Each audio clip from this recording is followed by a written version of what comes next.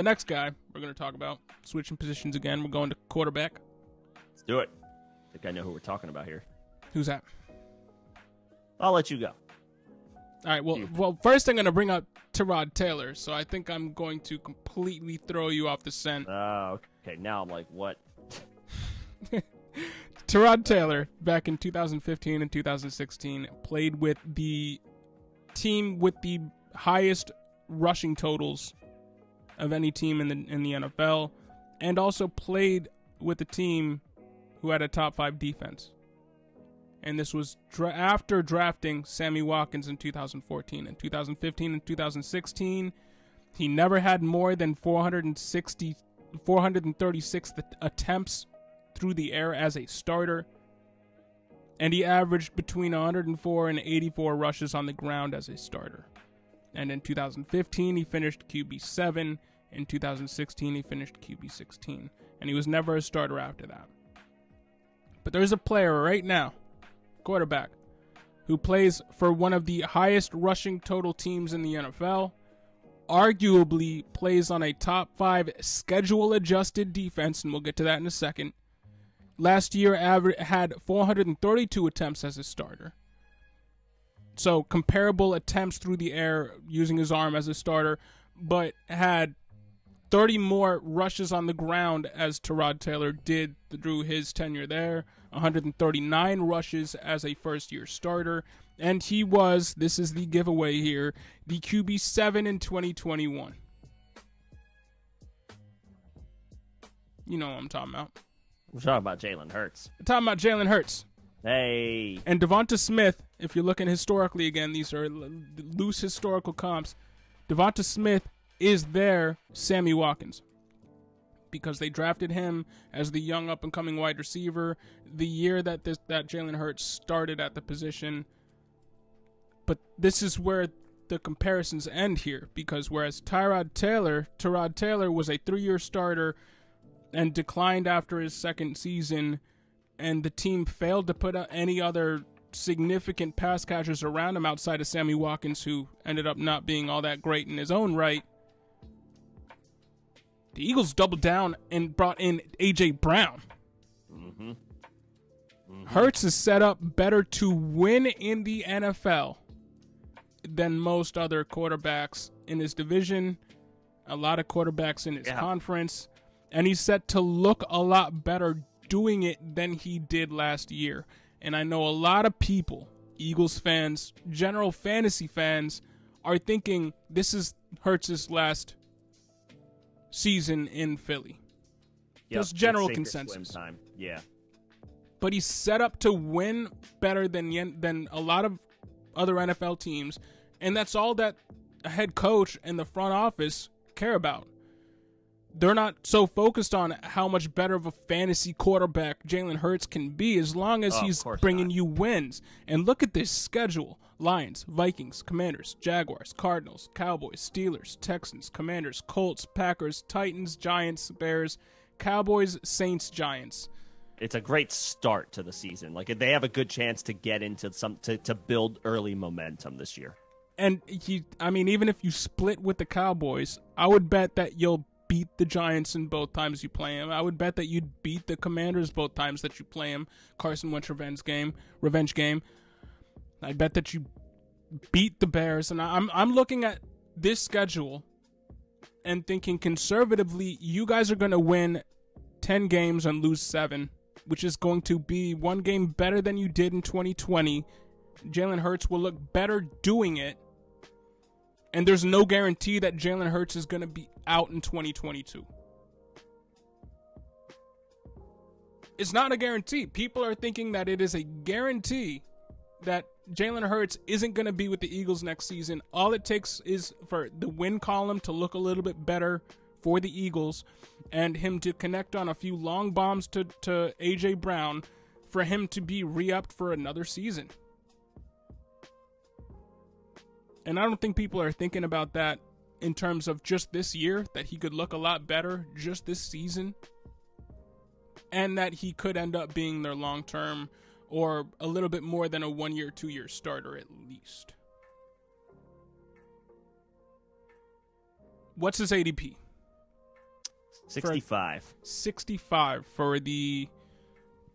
For Underdog Fantasy. So he is the QB6 being drafted on the board. He's officially going ahead of Joe Burrow. He's only a few spots lower than a guy that we've been pumping up this offseason, Kyler Murray. So I would say that, and this may have been especially so after the A.J. Brown trade, hardcore drafters are giving him love for this year. They absolutely are. They were a year too late. They were a year later than Nick was. This channel was not too late on Jalen Hurts. Let the record show. You specifically were not. I pumped him up pretty good. I can't take any credit for that, so that was all you. I pumped him up pretty good. Fun little tidbit that I saw on Twitter today. This is from Twitter user Alex Mateo for copyright purposes. This is not my stat. This is something that he posted on Twitter. On top of everything you just mentioned, QB6 finished last year, improvement in the weapons. My bad, I said 7. QB6 finished last year, improvement in the passing game as far as A.J. Brown, and has tier 1 rushing upside with the likes of Lamar Jackson and Kyler Murray. He also had 8 passing touchdowns called back last year. So everybody wants to talk about how he only threw 16 touchdowns. He actually threw, you could give him over 20 scores last year that were called back on, let's say, holding penalties or some type of offensive foul. Scores that he got into the end zone, passes that he got into the end zone that were called back through no fault of his own. That also, let's just say, again, I'm reading from Alex's tweet, let's just say that also adds 200 or so passing yards to his totals. Now we're talking about a top 5 finish at the position. It's not out of the realm of possibility, and it's not out of the realm of possibility that he is more of a long-term starter for the Eagles than people are thinking, and I just don't think people are talking about that possibility right now. Yeah, so we're talking about a 3,000-plus yard passing season, maybe close to 3,500 yards, and we're approaching about 25 passing touchdowns to single-digit interceptions, on top of what he provides in the rushing department, which is, again, tier 1 rushing upside, with the likes of Allen. Chance to duplicate those numbers. Does he duplicate the touchdown numbers again? That's hard to predict and project because touchdowns are high variance, and with Miles Sanders scoring 0 last year, to be fair, there might be a little bit of course correction there. Maybe Hurts scores 4 rushing touchdowns or 5 rushing touchdowns as opposed to 7 or 8. But the point stands. The tier 1 rushing upside is there. I would be willing to argue that the Eagles have a top 2 or 3 offensive line in the NFL. That's how good they are. Left guard is a little bit of a question mark, but they've got all pro talent at the tackle spots and center. This is an offense that is set up for... It's fair to question the wide receivers next year. It's fair to question. It's fair to have concerns about A.J. Brown and Devontae Smith from a usage standpoint because they actually had very little vacated targets available for wide receivers, and then they added A.J. Brown. Right. So is there a little bit of concern for the wide receivers? Sure, that's fair. But for Hurts himself? Absolutely not. I think the ADP of 65 is more than fair. I think that's a perfectly good spot to target him. I don't think that's him being overdrafted. Yes, he's a little bit more expensive than he was last year. But it hasn't gone so off the deep end that he's overvalued. I think that 65 ADP is fine. He's a little bit cheaper than Kyler Murray.